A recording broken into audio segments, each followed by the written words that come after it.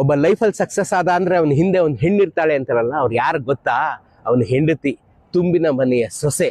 ಅತ್ತೆ, ಮಾವ, ನಾದ್ನಿ, ಮೈದುನ ಇವ್ರ ಕಿರುಕುಳಗೆಲ್ಲ ಸಹಿಸ್ಕೊಂಡು, ಅವ್ರು ಕೊಟ್ಟ ಕಷ್ಟಗಳೆಲ್ಲ ತಿನ್ಕೊಂಡು, ಅವ್ರ ಬೇಕು ಬೇಡಗಳನ್ನೆಲ್ಲ ನೋಡ್ಕೊಂಡು, ಅವ್ರ ಆಸ್ಪತ್ರೆ ಕರ್ಕೊಂಡು ಹೋಗಿ ಅವ್ರ ಬೆಡ್ ಚೇಂಜ್ ಮಾಡಿ, ಮಕ್ಕಳೆತ್ತು ಆ ಮಕ್ಳು ಕುಂಡೆ ತೊಳೆದು, ಈ ಗಂಡನ್ ನೋಡ್ಕೊಂಡು ಅವನು ಕಾಲಕ್ಕೆ ಇಸ್ತ್ರಿ ಬಟ್ಟೆ ಹಾಕಿ, ಊಟ ತಿಂಡಿ ಹಾಕಿ, ಇವರೆಲ್ಲರ ಕನಸನ್ನ ನನಸು ಮಾಡುವಷ್ಟರಲ್ಲಿ ತನ್ನ ಕನಸುಗಳನ್ನ ಕೊಂದುಕೊಂಡು ಹೋದ ಮನೆಗೆ ಜೀವ ತೇದು ತೇದು ಶ್ರೀಗಂಧದಂತೆ ತಾನು ನಶಿಸಿ ಹೋದ ಮನೆ ದೀಪ ಬೆಳಗ್ತಾರಲ್ಲ, ಆ ತುಂಬಿದ ಮನೆ ಸೊಸೆ ಕಣ್ರಿ. ಆ ಸಕ್ಸಸ್ಫುಲ್ ಮ್ಯಾನ್ ಇಂದ ಇರೋಳು ತಾನು ಸಕ್ಸಸ್ ಆಗ್ಬಿಟ್ಟೆ ಅಂತ ಮೆರಿತಾನಲ್ಲ, ಅವನ ಹೆಂಡತಿನ ಅವ್ನು ಮರಿಬಾರ್ದು. ತುಂಬಿದ ಮನೆ ಸೊಸೆ, ಇವನ್ಗಿಂತ ಹೆಚ್ಚಾಕಿ ಇವ್ರ ಅಪ್ಪ ಅಮ್ಮ, ಇವನ್ ನಾದ್ನಿ, ಇವನ್ ಮೈದ್ನ, ಇವಳು ಎಲ್ಲೋ ಹೆಣ್ಣಾಗಿ ಹುಟ್ಟಿದ ತಪ್ಪಿದೆ, ಈಗ ಇನ್ನೊಂದು ಮನೆಗೆ ಹೋಗಿ ಜೀತ ಮಾಡ್ತಾಳಲ್ಲ, ತುಂಬಿದ ಮನೆ ಸೊಸೆ.